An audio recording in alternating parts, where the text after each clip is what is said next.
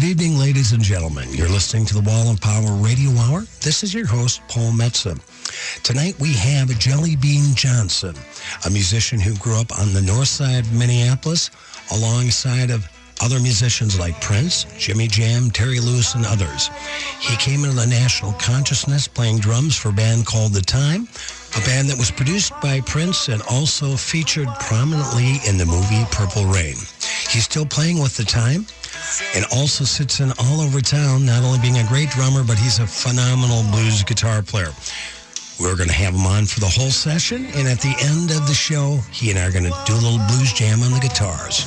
Without any further ado, Mr. Jelly Bean Johnson.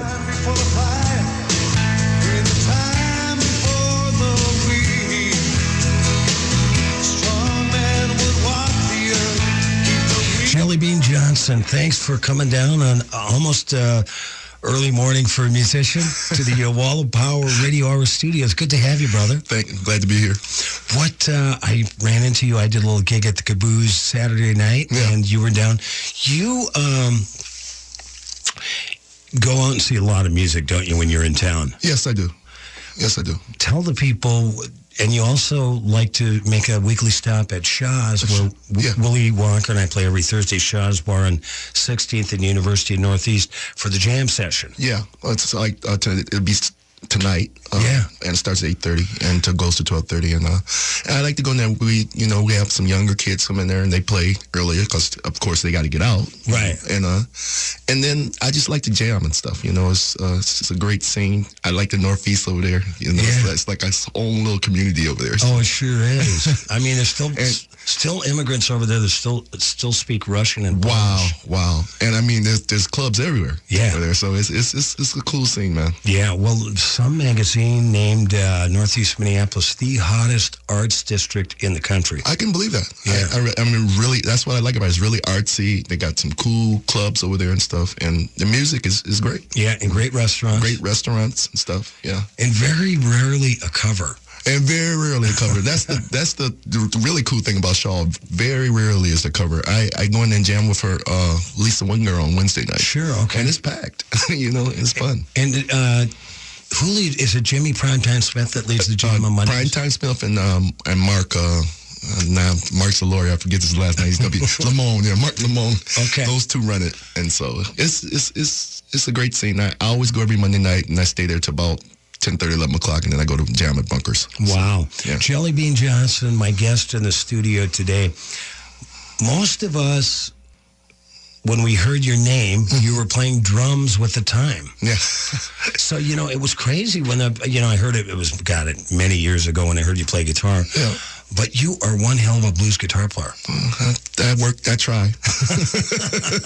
I try. I'm still learning. You never learn enough, Yeah, well, you never stop learning. Yeah, exactly. Well, let's start out. I got a kick when I bumped into Bean on, as we call him, on Saturday night, and I've wanted to get him on the Wall of Power Radio Hour since the show started a year and a half ago, and I asked him. He was going to be in town, so he's here. I'm very happy and excited for it. Bean's turned into be a really good friend of mine, and but I was thinking about it, because you grew up with Prince, and it's Prince Rogers Nelson and Jelly Bean Johnson. Good Scandinavian last names. Okay. Paul, you're something else. But for a couple of happening brothers, now tell us a little bit about your childhood, how you got into music, and then how you bumped into Prince, and we'll keep going from there. First of all, I've known Prince since I was 12. Okay. So we go back that far, and we both had a great love for music and stuff. We're on the north side, and we're in rival bands. I was in Flight Time, and he was in Grand Central. And the Grand Central was him and Morse Day. Okay. And Andre Simone and Andre's sister Linda. Yeah. And then Flight Time was me, Terry Lewis, David Island, Jimmy Anderson, Cynthia Johnson. Wow. People like that. So, and then, these bands started when we were like 13, 14, 15 years old. Yeah. So what kind of gigs were you playing back then? Well, mostly, I remember we got in some clubs. We probably shouldn't have been, but we did. But we played a lot of sororities and stuff like, private things and stuff. Right. And it was a lot of fun. It was great. What kind of music were you listening to back then? So this would have been, you're a couple years younger than me, so you started listening to music in the 60s. Yeah, James Brown, all the funk stuff. And in the 70s, it was P-Funk, Parliament Funkadelic and Tower of Power and groups like that. Have you ever had a chance in your travels to meet George Clinton? Many times. He was on my profile picture on Facebook, me him and Morris, for months. Yeah. Wow. Yeah, we just played with him and the Toronto Jazz Festival. Really? A few months ago. Yeah. Wow, that must have been meeting one of your heroes. This must have been amazing. I've been in concert with him many times, man. He is something else. Did you ever get a chance to meet James Brown? James Brown had me and Jerome on his stage years ago. Wow. Yeah, so I met him years ago in the 80s. Okay. Yeah. So when did you start actually getting into the recording studio? Because, you grew up playing with Flight Time. Well, the studio that we record the radio show in the Wall and Power Radio Hour is the old Flight Time Studios. I don't think it's the original one. It's not the original one, but we did a lot of things here, too. Yeah. Yeah. And so where was the original Flight Time Studios? I want to say 43rd and Nicollet. Okay, like that small building over there. Yeah. Okay. That's where that's where I did Black Cat at, and we did the early Janley records. That's where we, did them at and stuff, and the Alex early records. Right. Yeah. And when he says Janet and Alex, Bean's talking about Janet Jackson and Alexander O'Neill. You're on a first name basis, and you've worked with both those great artists. Yeah. But let's talk a little bit about who are some of the local musicians? Did you have a chance to go and see Willie Walker? I saw Willie at a very young age in that club. He was playing with Billy Holloman. Okay. And, they had the organ. And I forgot who the guitar player was. He was ridiculous, too, man. Right. My stepdad was a bartender for the old Cozy Bar. Oh. So I don't know if I guess I can't admit this. I'm almost 60 now, but yeah, sure you can. He would take me. I was 14, and he would take me to work, and he'd sit me in the corner and give me a Coke and say, "Don't move." Wow. And so I got to see all the early, local greats at the Cozy. And where was the Cozy Bar? Cozy was on, I said one day, end of Plymouth Avenue or something like that. Okay. I think that I may got it twisted, but I think it was the end of Plymouth, close to the end of Plymouth Avenue down there by Washington and stuff. Wow. Yeah. So that was like a legendary, was it pretty much a black club? It was a black club. Okay. Yeah. And Prince played in there too, as a kid, yeah. Well, according to Willie Walker, who I play with every Thursday at Shaw's, he said the Prince used to come and check him out when he was a kid as well. He did. Well, what a great mentor. And I know you're such a big fan. You come down to Shaw's at least once a month to see Willie and I. Well, you guys are legends, so you guys... Well, Willie is, anyway. Well, you're right. Right, Paul. But Willie is just... I really think he's the heir apparent to Sam Cooke. I think he's the best soul singer in the world. He's our treasure. Yeah. That's the way I look at it. He really is. And, he is still going strong, man. He still has one of the most soulful voices on this planet. And one of the sweetest cats. Yeah. So when did you start recording for the first time? Not necessarily on a label, but actually getting into the studio and learning your craft that way? Probably in the 80s with Terry and Jimmy. Okay. I want to say around 84, 85. I think my first experience actually recording something, I did a solo on Alex's Innocent. Okay. And Terry and Jimmy, let me do it, Was that Flight Time Studios back then? That was Flight Time Studios. It was on Nicollet. Wow. And so they got going, man, when they were... they got going pretty quick. Yeah, pretty quick. By 83, 84, they were going pretty good. So that's when it started, and then they started letting me, get my hands wet as far as trusting me to produce artists and all that. And so that's where it started for me in the early 80s with Flight Time. So tell us about how The Time got together and how that band was created. We had Flight Time, and Morris had wrote a song. He was hanging out with Prince. He went on the road the first year with him, just filming him. Okay. So anyway, he had a groove that Prince called Party Up, which turned into Party Up. So Prince made him a deal. He said, I can give you money for the song, or I can give you a band. Right. You can make a band. Morris chose the band.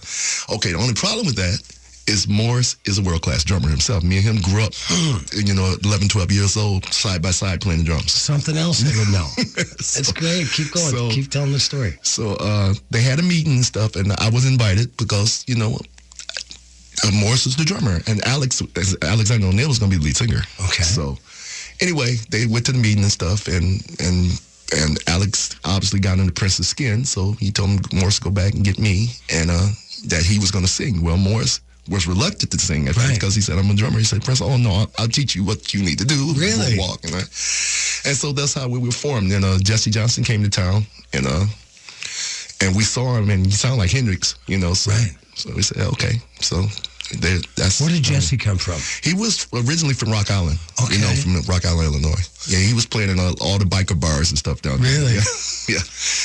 Did he come up here because he started hearing about the scene? I think so. You probably have to ask him, but I think he just heard about the scene or something like that and came up here and was hanging out. And he was going to join Flight Time, but then, we ended up doing The Time. So he was, Yeah. So The Time, is that kind of a takeoff on Flight Time? It was mostly made up of Flight Time, yeah. Right. Yeah. So tell us, who are all the people in that original band? The original Time was Jimmy Jam Harris, Terry Lewis, Monty Moyer, Jerome Benton, Jesse Johnson, myself, and Morris Day. Wow. Yeah. And you guys had a great look from the get-go. Yeah. Did Prince help you put the look together? He helped. He had a vision on how he wanted us to look and stuff, and so we went back to the old rag stock and all that shirt and bought vintage clothes. I had a smoking jacket, and you guys got old suits and stuff. Yeah, and I'm sure you used to go to Tatters. I used to get all my hats. I'm heartbroken that they took Tatters away. A few months ago, because I got all my hats. All the hats you see me wear, most of them came from me. Oh wow. America, can you hear?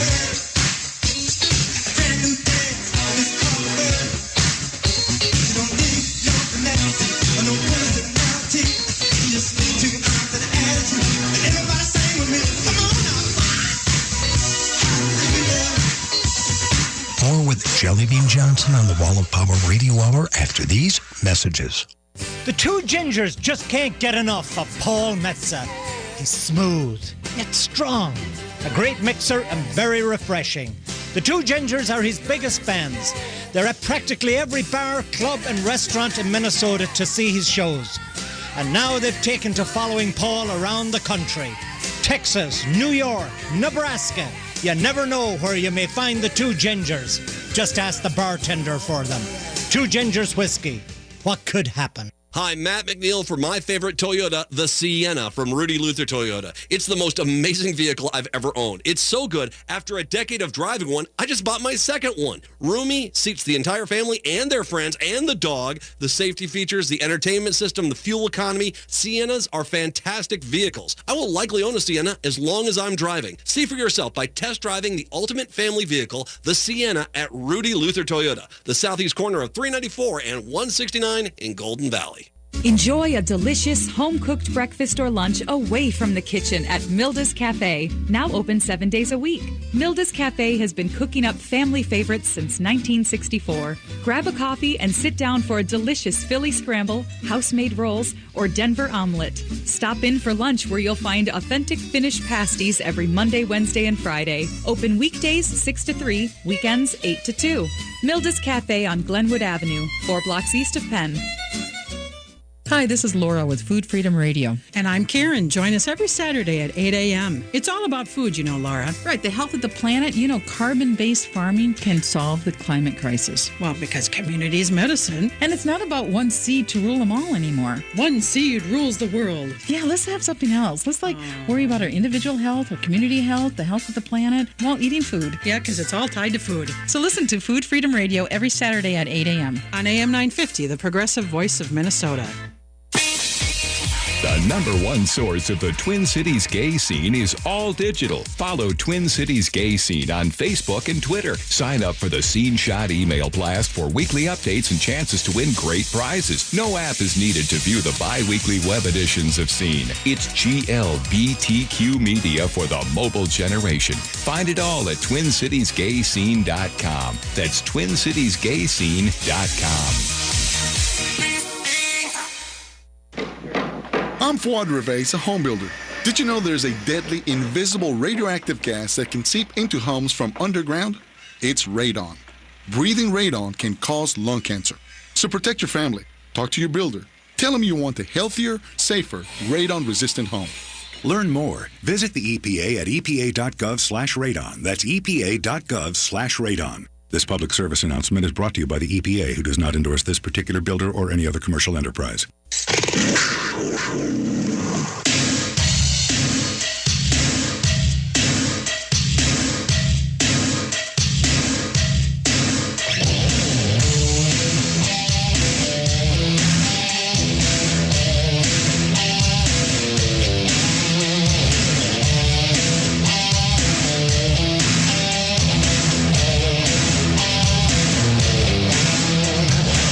You're back with the Wall of Power Radio Hour. This is your host, Paul Metza. My guest in the studio all day today, drummer and guitarist Cool Cat Jelly Bean Johnson. We just listened to a little bit of Janet Jackson's Black Cat. Bean was on that recording. Can you tell us a little bit about what it was like working with Janet Jackson? Well, she was like a little sister to me back then. You know? So she always showed me a lot of love, and what we would do, we'd kick everybody out of the studio, just me and her, and we'd go for it. Yeah, I would cut the basic tracks. You know, I used Dave Berry and myself. Actually, after a while, a lot of world-class guitar players ended up, taking stabs at that song after it became number one. So but it was a lot of fun doing it. It really was. So who was in the studio? Was it Jimmy and Terry playing? Jimmy and Terry played on. Jimmy played the keyboards. Terry played the bass. Okay. And I programmed a Lynn drum machine for the drums. Really? You programmed the drums? Yeah. Now, when she was using a live drummer, who would she use? I think she got little John Roberts right now. I think he's out of Atlanta, but back then she had Derek Organ was her drummer, and I might be missing somebody else, but yeah, those are the two that I remember. Yeah. Did you ever during that? Now, so give us what time frame was that? Did that song come out? I want to say, oh wow, Black Cat was 88 maybe. Wow. I want to say that, yeah, maybe 88. And what record was that? Rhythm Nation. Okay, well, that was it. That was the one. It was on Rhythm Nation. That sold millions of records. Yeah. Did you have any writing credits on that? No, I just produced it. I wish. You wouldn't be sitting here today. Exactly. It was talked about, but it's all right. I mean, when she presented me with the song, Paul, it was on a piano. Imagine that riff on a piano. Okay. So I got Marshalls and rock, and I got Dave Berry. I wanted it to be, Jesse Johnson kind of got on me and said, you should have sold it on that. I said, no, I wanted it to sound like a heavy metal. Right. And that's what it turned out. All the heavy metal cats lost it. Right. When they heard that song. Yeah. Well, because you've got a really, you're known as the drummer in the time, just, crazy modern funk and R&B. Mm-hmm. But your guitar playing is, I was looking at your birthday, which is in November. You're Scorpio like me. Yeah. You're just a few days away from Hubert Sumlin's birthday. Oh, yeah. Which was, what was your birthday, November what? 19th. Yeah, and his is on the 16th. Okay. So, one of the, Hubert Sumlin played... all that Howlin' Wolf stuff. All that Howlin' Wolf stuff, man. Smokestack Lightning, Evil. Those were his guitar riffs. I was been lucky enough, I played, I produced my brother out of Chicago. His name is Ronnie Baker Brooks. His dad is the guitar legend, Lonnie Brooks. Now, when you say brother, you mean soul brother? My soul brother. Yeah, he's great. And I went on tour with him many times, and he introduced me to all the blues greats. Right. So I got a chance to be around Hubert a few times and stuff, and it was just incredible. And his brother, Wayne Baker Brooks, is a hell of a guitar player. Yeah. And there was a gig somewhere, I'm trying to think where it was. I was on a bill, I forget if it was Sonny Earl and Willie Walker, and we played with the Baker family. It might have been at the Caboose. It might have been. But you got up on stage and played, man. Yeah. It was 4 great guitar players. Yeah. Dad's something else, man. He's getting down in health right now, so I'm say a prayer for him and everything. But he taught me that he was like my father. Really? He's like my dad, yeah. Did you get a chance to go to any of those blues clubs in Chicago when you'd visit them? Oh, yeah, all the time. Now tell us about those. Man, they are off the chain. Right. The Kingston Mines, Blues, House of Blues, all of them. I've been in all of them. Do you sit in too? Sometimes. Yeah. Sometimes I would sit in, yeah. Tell us about your heavy metal influences. Well, I grew up loving Van Halen and Dokken and all Rat. Yeah, sure. And I'm this black kid from the north side, but I love heavy metal guitars, and I own over 100 guitars, so that's really. So I I was really heavily into it, but, people knew me as a drummer, but they didn't know that vice that I had, so. The vice. Yeah. So did you ever tap? No, I never really. I did some tapping. There's some tapping in the solo I did on Alex's Innocent I did, but I never got into it totally. But I just love watching. I still love Van Halen to this day. Right. I think he's one of the most incredible guitar players I've ever seen in my life. Have you seen, now that they're back on the road in the last year or two with David Lee Roth, have you seen any of those shows? I haven't seen it. I've seen them online. I haven't seen it. I haven't had a chance to see it. I want to. I got live Van Halen in my car right now. So he is lethal. Yeah. Trust me, he really is. Yeah. No, and he's just got not only a control of his technique, he's self-taught, but his tone is so impeccable. It's ridiculous, yeah. It's ridiculous, man. And his son is ridiculous. His son is playing with him now. He's playing the bass with him, but his son... Wolfgang. Wolfgang is supposed to be a hell of a guitar player and drummer, too. Really? Because, look, his uncle is Alex. Wow. They said Wolfgang is going to be something else. Yeah. Now... tell us a little bit about some of the guitar stores you used to go into when you were a kid and growing up, and you got 100 guitars. I bet you bought a lot of them in the Twin Cities. A lot of them I bought in New Capet. I bought a lot of them from, it was a Russian guy here. He died a few years back. It was a great friend of mine. His name was Pete Eleanor. Yes, he had Pete's guitars. Pete. And Pete built me at least 5 or 6 custom guitars. Really? I didn't know he built guitars. He built guitars for me. And so I used to get all the cool guitar stuff over there. He gets cool pedals. I remember I got Octavia from him. He had 3 Octavias. I got one. Stevie Ray Vaughan got one. And I think Jesse got the other from him. Wow. Yeah. And he was just a great dude, so. What, do you remember your very first guitar? My very first guitar, my mom bought me, I was a senior in high school. She bought it. It was a K guitar and had 4 pickups in it. It was Tesco. Yeah, Tesco Del Rey. Yeah. And had 4 pickups in it. And then when I graduated from high school, she bought me a 74 Strat. Cool. A Sunburst, yeah, which I should still own today, but I got rid of it. Well, we all get rid of guitars that we wish we had a that are worth tens of thousands of dollars. Yeah. I was talking to Big Bob Skog, and I had him on one of my first radio shows, and we're all guitar players. We all grew up playing as soon as we could play. Yeah, right? yeah. And so part of the conversation is always the guitars that we let slip through our fingers that are worth, $50,000. And the other conversation about the guitars we took at a junior high wood shop to refinish. Yeah. You've got to have one you did. Yeah. Which one did you ruin? One of my tellies. Well, we were talking about Scoggins had now this is for your guitar freaks out there, but Scoggin ruined a 63 ES335. Oh my God. I ruined a beautiful 1962 Gibson Melody Maker, but the words, the criminal in the bunch was Al Oikery, who plays keyboards now with the Big Woo. Okay. And he refinished a factory green 1959 Telecaster. Oh my! Do you know how much that'd be worth $75,000? Yes. Oh my God! Oh, ouch! We're with Jelly Bean Johnson on the Wall of Power Radio Hour. This is your host Paul Metsa. We're going to have Bean on for the whole show. We're going to listen to a little solo he did on a Janet Jackson tune off the Control record, "You Could Be Mine," and more in the next 2 sets with Jelly Bean Johnson.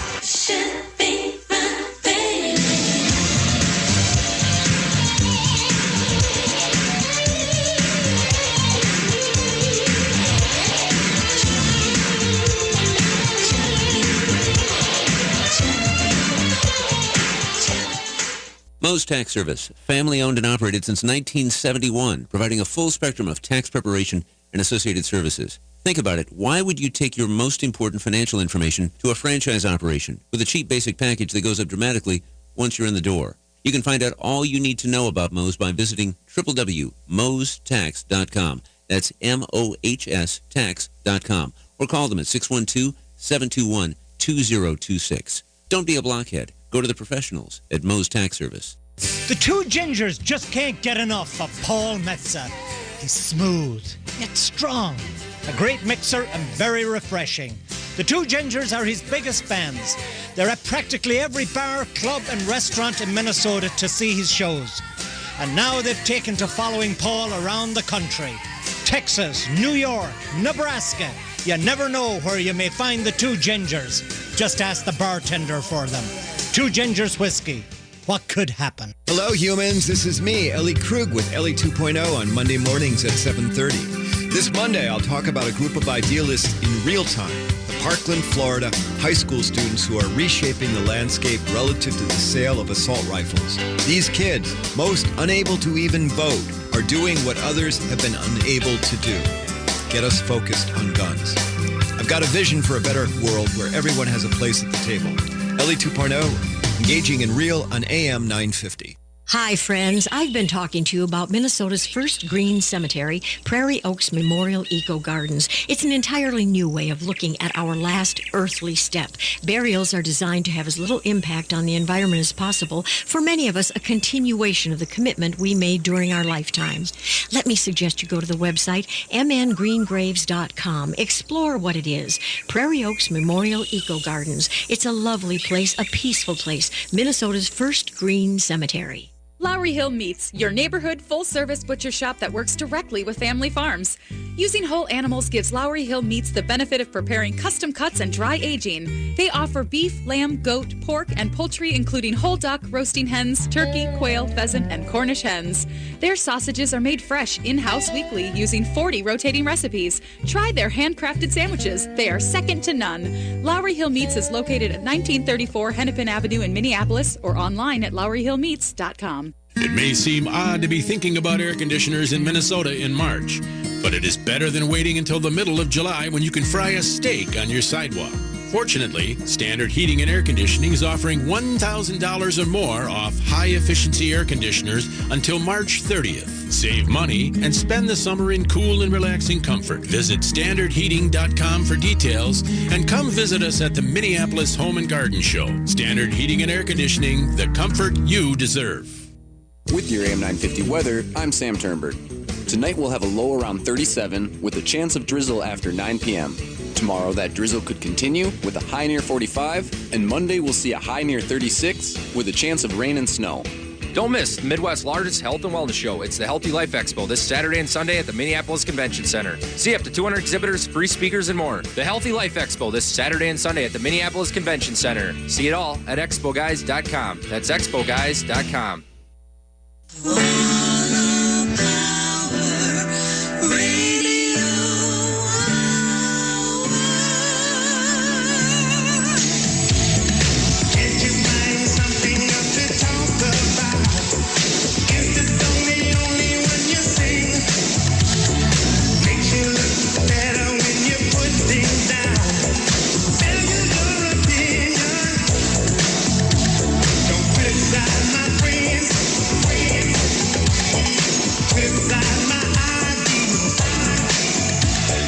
With the Wall of Power Radio Hour. This is your host, Paul Metsa.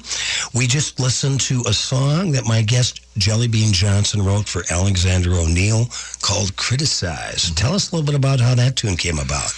I just thought I was at the studio one day and that word just came out, criticize, because, people criticize you sometimes. Right. So I said, that'd be kind of cool to... Plus, we all have girlfriends. Yeah.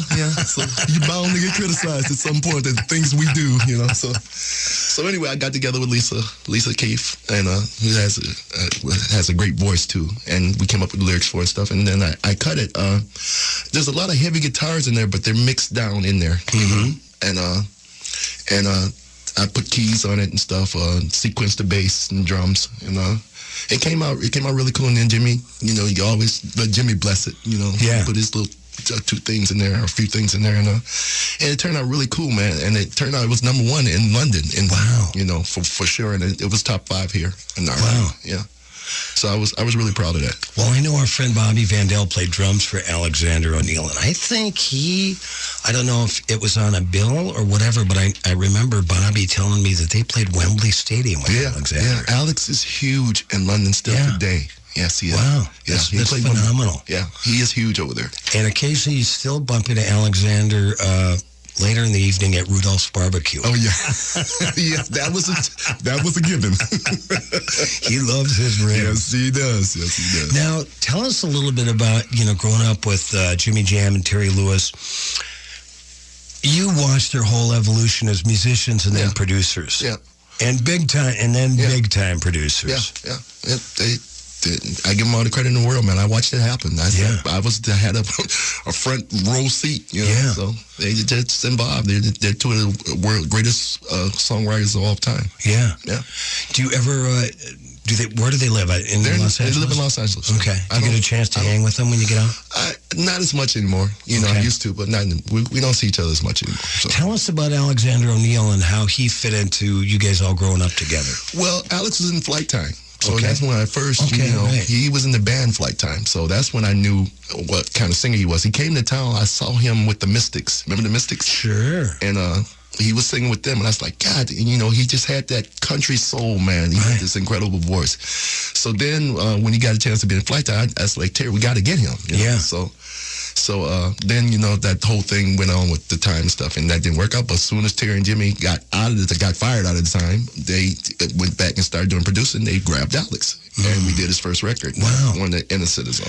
It's incredible when you look at that, bunch of high school kids growing up, or grade school kids growing up on the north side together, and how many beautiful, great musicians that went on, several of them, to make great names for themselves. Yeah. I mean, more than several. Yeah. And we were all within the block's radius. Yeah. It's kind of crazy. Yeah. Well, what a just a minefield of great talent. Well, I'm going to say this, Paul. I travel all over this country and stuff, and I tell people, nobody has a music scene like us. And I'm not bragging about it. We have all idioms of music here, and we have people that do it quite well. Yeah.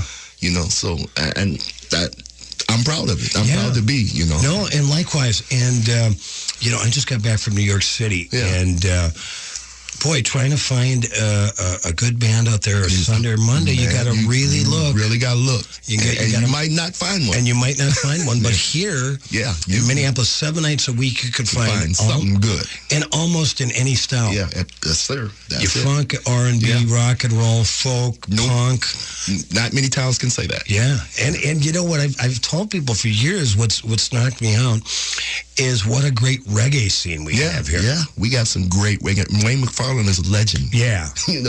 I've been in many jam sessions with him. He is something else. And he knows 6,000 songs. He might know only the first verse exactly. to 6,000. But he gonna make you feel it. Exactly.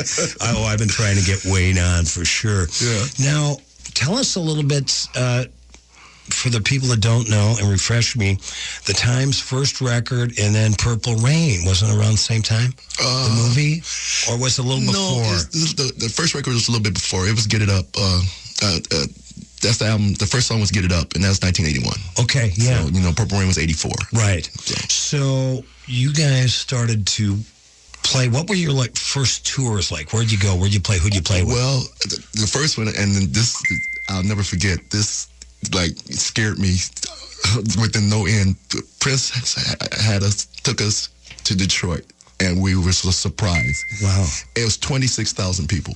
Wow. And me, being a little, like I said, from the north side, used to playing, 26,000 people, man, and they were going absolutely nuts. Wow. So that was the first, a gig that I remember with the Time. When we had done some locally stuff, like in the Nakarima or something like that, but when he took us to Detroit, man, and we were unannounced, and just the curtain fell and it was us, and they, our record Get It Up was already a hit there. Right. Those people lost it. Wow. Did you how long was you guys were the openers? Was there anybody else on the bill? No, it was just him. So how long was your set? It was about, I want to say 30, 35, 40 minutes tops. Right. It went by like that, man. Right. But we were hard-hitting, we were young, we were aggressive, and, we had the vintage clothes on. Yeah. And it was something else, man. Well, how exciting that must have been. It was something else. And what was it like watching Prince in front of those big audiences for the first time? His old childhood buddy of yours. The people were going nuts. Yeah, they were going nuts because he had them. He's still quite the entertainer to this day. Oh, I think he's one of the best all-around entertainers of all time. Yeah. Let's talk a little bit about Prince's guitar playing. Prince is great. He's a great guitar player, man. I I've gotten arguments with some of my friends about that. I say he sounds more like Santana. Most people think he sounds like Hendrix. He got them both in there. Yeah. But to me, he really sounds like Santana to me. And he has all the jazz stuff, too. Yeah. You know what? We met him, my band Cats Into the Stars. We were doing a demo at Moon Sound. Did you ever work there at 28th and DuPont? I went there. I never worked there. With Chris Moon. And, you know, Chris was the guy that said to a young Prince, he said, hey, you're incredible. He was playing with another band when he went into Chris' studio, but Chris really recognized his genius and just threw him the keys. Just threw him the keys, let him do what he wants. Yeah.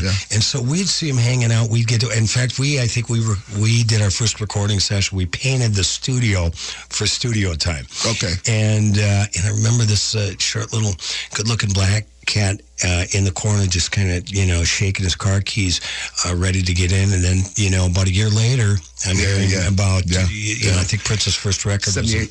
was 78. And so I asked Chris who was he. He goes, oh, this is the guy Prince. And then, boy, not long after we heard about him. Yeah. So, but his guitar playing is just, you know, he dances, he sings, he writes songs. I mean, name me another entertainer that has that many qualities and talents. He play a lot of stuff. He's a bad drummer. Yeah. He can play, man. It's bass, all of it. He's the real deal. He is the real deal. Now, Bean, tell us about filming the movie Purple Rain at First Avenue. That's another experience that, you know, I remember having to be on the set at 4 or 5 a.m. in the morning. Wow. So that part was kind of hard, but it was just fascinating, man. It was just a fascinating time in my life. You know, going the acting lessons and stuff, pirouetting across the floor and all this stuff, you know. And like I said, I'm a snotty-nosed black kid from Northside. Right. You know? So what were the acting lessons like? Who taught those? I can't remember the instructor who it was and stuff, but I can't remember her name or his name or whatever, but it was cool. You know, we were all there. We had to be there. Yeah. Yeah. Now, let's talk a little bit about the current day. Tell us the time's back up and running. You guys are you're at the Golden Nugget in Las Vegas on October 17th, the night after at Sacramento. Yeah. Tell us what these time tours are like. Are they long or are they just one-offs? Well, we tour year-round when we can. You know, some months are busier than others. Right. You know, and when it slows down, like now, toward the end of as you get toward the end of the year, it slows down a little bit. But it keeps the light on, Paul. Yeah, right. Pays the bills. It pays the bills. Now, what about, do you guys get overseas too? We haven't been over there as much. We've been to Japan, we've been to London and stuff, but we haven't. I personally think we should go more, but it hasn't worked out. Right. Yeah. Now, what was it like when the Timer first gaining notoriety to play overseas? It was crazy. Yeah. Yeah. It was a great time and stuff. But like I said, we didn't go as much as we should have. Right. So. But now tell us, you know, everything I hear about Japan audiences, they're very reserved. Is that true? Yeah. Yeah. Really? At least they were the one that we played for. They just kind of sit up. They sit there and watch you, but they were, you know, they like it, but you know, this is a little different. Right. So, is it basically the same guys in the band at the time? No. Well, that version I think was the version we have now is me, Morris, and Monty are the only original ones. Okay. Yeah. And then we have Tori. The guys we do have with us, some of them have been with us 20 years. Okay. You know, like Ricky Freesmith and Tori Ruffin. Now, you also, besides being a great musician, you also have done quite a bit of producing. Yeah.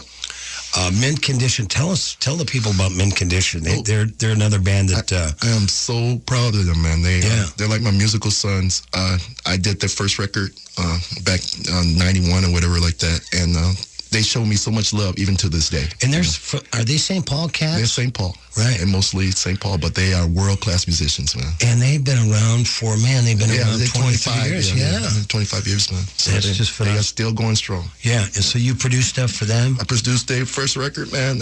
I tend to post a lot of the songs that we did from back then because I'm so proud of that first record, man. There's rock on it. There's jazzy stuff. There's funk. There's ballads. You know, Stokely, it can kill you with a ballad. Yeah.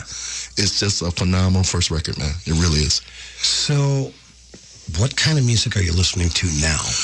Well, I show you I'm an old school head. I got Sirius Radio in my car, so in my car usually I channel 50 the Groove. Okay. Because it plays the time and all that's nice. It plays all the old school stuff. In my house, I have Sirius Radio in the house. It's set on Bluesville. Oh, cool! So every time I walk in the door, there's some guitar or some country blues playing. Or Channel 74. Yeah, Channel 70. Yeah. Okay. Cool. Yeah. So and then in my truck. Sirius Radio's in there, but it's on the Groove too. So, cool. Yeah. Now tell us a little bit about you're single right now? Well, you're not married. I'm not married. There you go. Let's put it that way. All right. Next subject, Paul.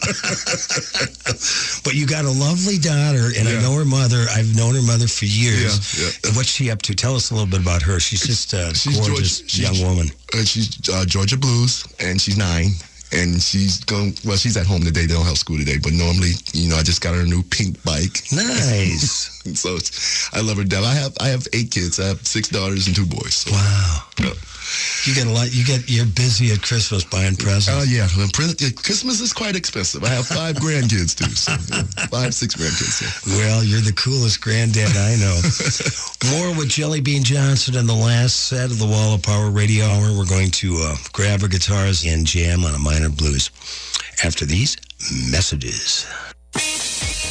The #1 source of the Twin Cities gay scene is all digital. Follow Twin Cities Gay Scene on Facebook and Twitter. Sign up for the Scene Shot email blast for weekly updates and chances to win great prizes. No app is needed to view the bi-weekly web editions of Scene. It's GLBTQ media for the mobile generation. Find it all at TwinCitiesGayScene.com. That's TwinCitiesGayScene.com.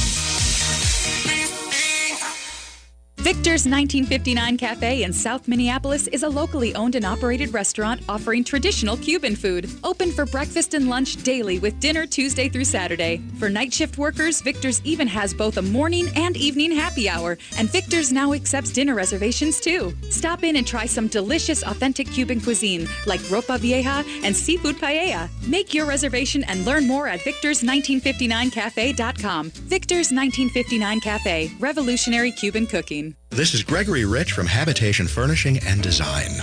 Whether you love Sunday evenings or you see them as the downward slide into the work week, you could probably use a drink. That's why I'd like to invite you to tune into a new program called Drink in the Style. Beginning Sunday, March 4th at 5 p.m., Drink in the Style will be 1 hour of interior design and small business conversation, all while enjoying cocktails created by a local mixologist.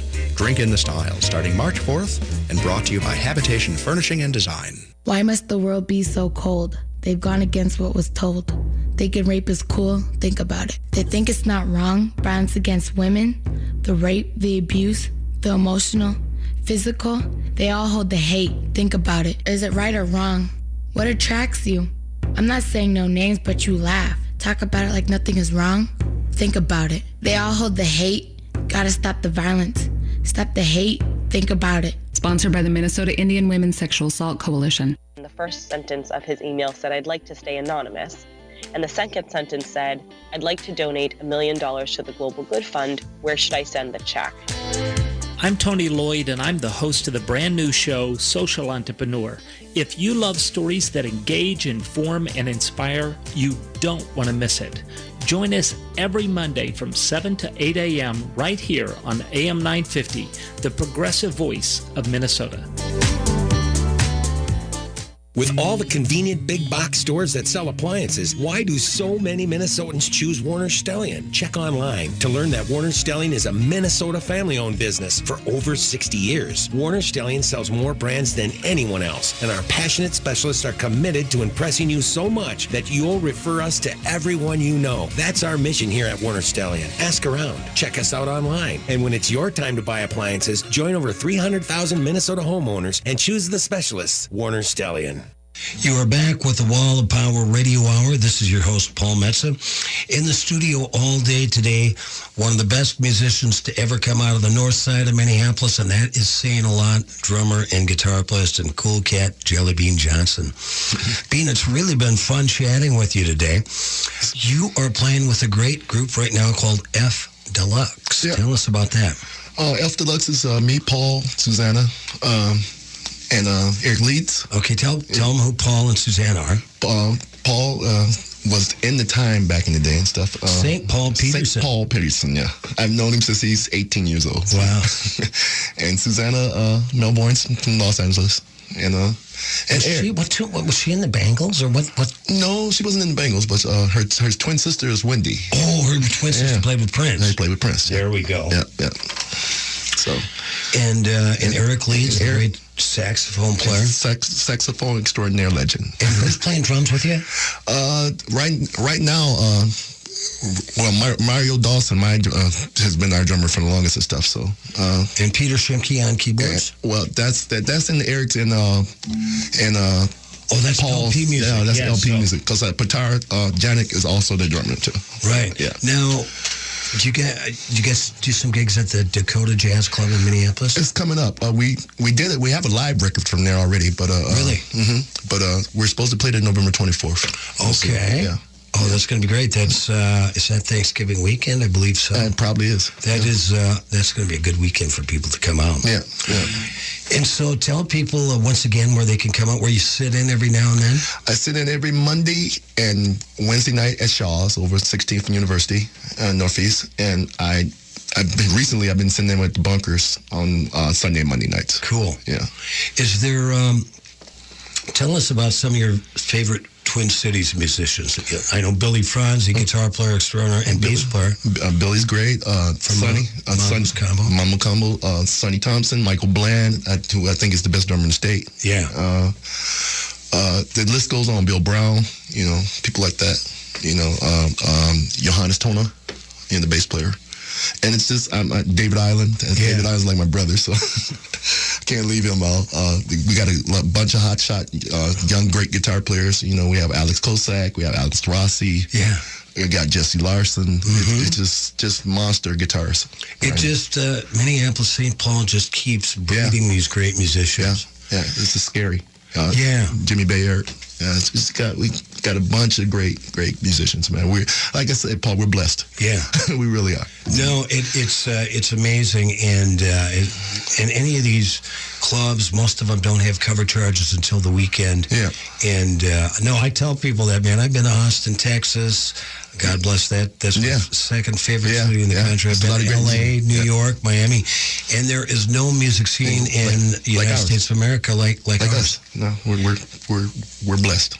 We really are. And like you and I, we come from two different backgrounds, kind of musically, but we share the love of music and the love of a lot of different kinds of music. Yeah. And of course, we're both guitar freaks. Yeah. Just give us a good guitar player, we're there, right? Everybody's got a vice. That's our vice. That's right. Sure. Well, we're going to take out the last part of the Wall of Power Radio Hour with a little live jam. We've never rehearsed this before.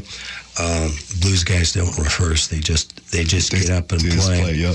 So tell us one thing, one bit of advice that Mr. Jellybean Johnson would give to any young girl or boy out there that says, I want to become a professional musician. What would you tell them?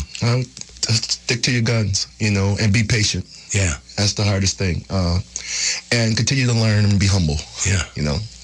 That's what I would tell them. Continue to learn and be humble. Yeah, you can always, it's always things to learn. There's always new things happening. There's always somebody better than you. So you can as long as you keep that in mind, you'll be fine. That is great advice from Uncle Jellybean. Well, Uncle Jellybean, here's my guitar, just so these people out there in the radio land know my guitar will sound like this. Just play a couple of licks like when you're warming up in the morning. What do you play?